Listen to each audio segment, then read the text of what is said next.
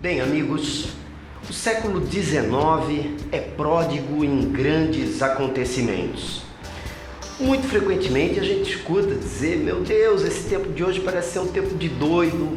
Um tempo de doido de verdade foi a virada do século XIX para o século XX. Mais especificamente, a segunda metade, a partir de 1850, foi verdadeiramente revolucionária. Obviamente que os nossos artistas, quer fossem escritores, escultores, pintores, não poderiam ficar de fora desse momento tão revolucionário. Então vamos dar uma olhada no final do século XIX e virada para o século XX, período do real naturalismo.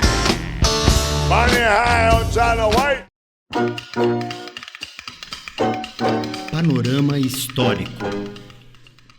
O novo ciclo histórico, impulsionado pela sociedade burguesa, consolidou o sistema econômico capitalista e provocou o surgimento de milhares de indústrias, aumentou o número de famílias de classe média, a pequena burguesia, e produziu milhões de operários, a classe proletária. Estavam dadas as condições para o começo de um período marcado pela luta de classes. De um lado, os industriais, financistas, burocratas e a classe média. De outro, os operários que passaram a organizar-se em sindicatos e outras organizações. Características do realismo. O real naturalismo começa a surgir quando o sentimentalismo romântico dá sinais de esgotamento. Na literatura, como nas artes plásticas, a pureza, a intuição, a emoção, aqueles heróis e heroínas idealizadas e até mesmo a religiosidade, tudo tão típico do romantismo, tudo isso chegava ao seu final. É uma época de racionalismo, objetividade, frieza, impessoalidade, imparcialidade, neutralidade. Enquanto o autor romântico deixava a fantasia dominar a sua arte, escrevendo guiado pela intuição, muitas vezes como quem estivesse experimentando um surto criativo, o autor realista era muito mais objetivo, pesquisava, estudava minuciosamente o motivo que iria explorar. Do mesmo modo como um cirurgião faz a anatomia do organismo, o autor realista faz uma anatomia do caráter de suas criações. O escritor investiga o íntimo das personagens, faz uma análise psicológica detalhada.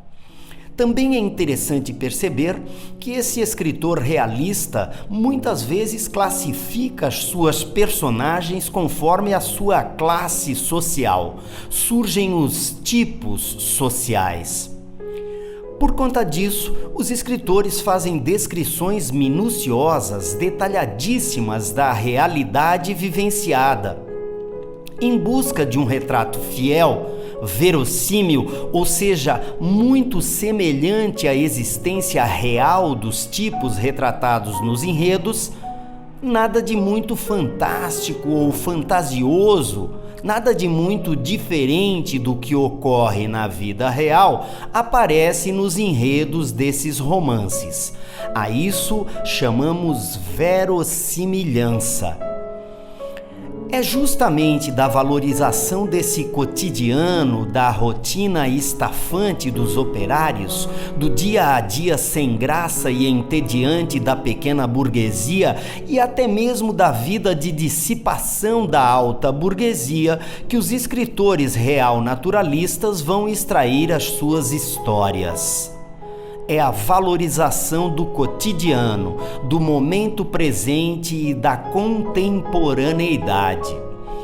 Por retratarem a sociedade com tanta objetividade, apontando as contradições da organização social burguesa, os autores realistas são extremamente pessimistas, negativistas e muitos tornam-se nihilistas.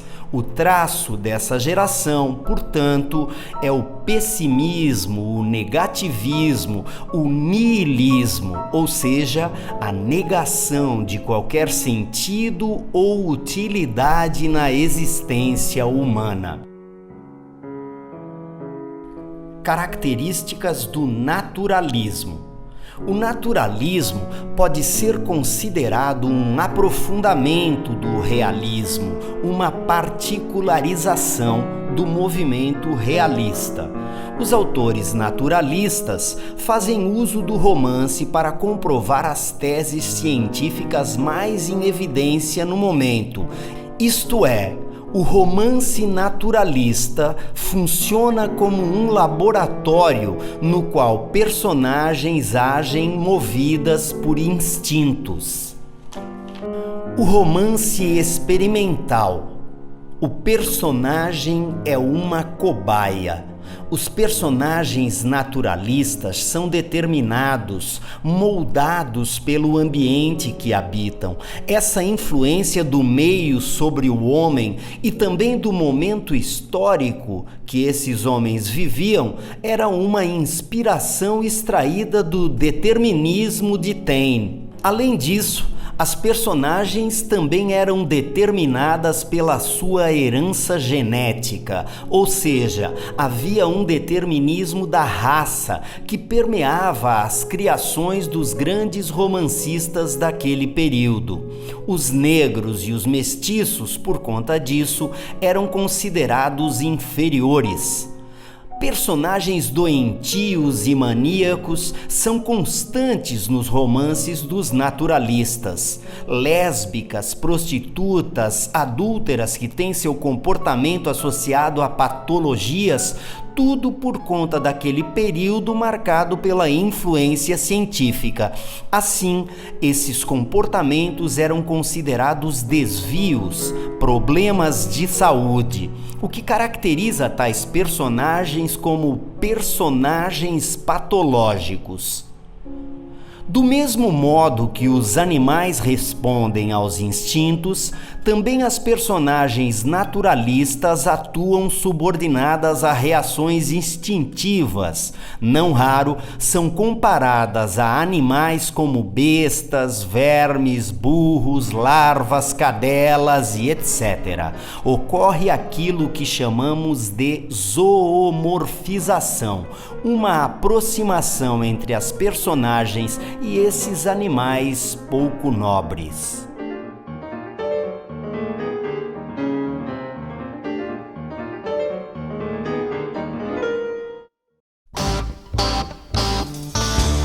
Depois de tanta teoria da literatura, é importante nós ressaltarmos que, na verdade, existem algumas diferenças entre o realismo propriamente dito e o naturalismo. O naturalismo vem a ser uma particularização, um aprofundamento desse movimento chamado de realismo. De certa forma, o nosso melhor exemplo é o escritor chamado Aloísio Azevedo, ainda que tivéssemos uma grande lista de grandes autores naturalistas. Mas é em O Cortiço, de Aloísio Azevedo, que melhor se caracterizam essas especificidades do movimento naturalista. Por conta disso, vamos a ele, o grande romance de Aloísio Azevedo, O Cortiço.